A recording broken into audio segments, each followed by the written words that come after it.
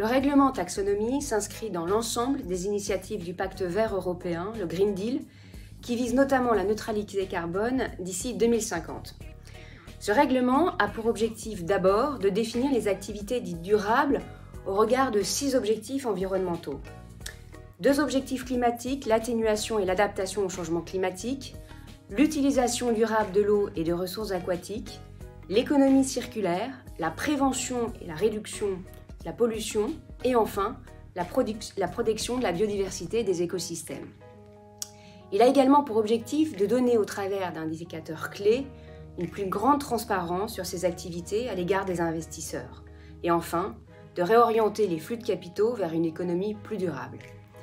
Ce règlement, publié en juin 2020, définit le contenu du reporting à intégrer à la déclaration de performance extra-financière pour un certain nombre de sociétés à compter du 1er janvier 2022. Il s'agit d'une part des acteurs des marchés financiers et d'autre part des EIP de plus de 500 salariés avec un total bilan supérieur à 20 millions d'euros ou un chiffre d'affaires de plus de 40 millions d'euros.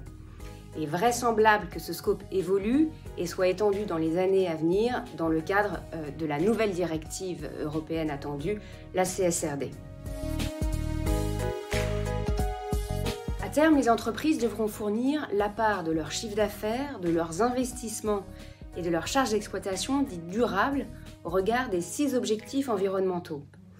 À aujourd'hui, les actes délégués, qui sont les textes d'application de ce règlement, traitent uniquement des 2 objectifs climat, atténuation et adaptation au changement climatique.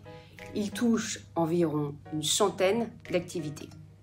Le reporting de 2022 et celui de 2023 seront donc limités à ces 2 objectifs.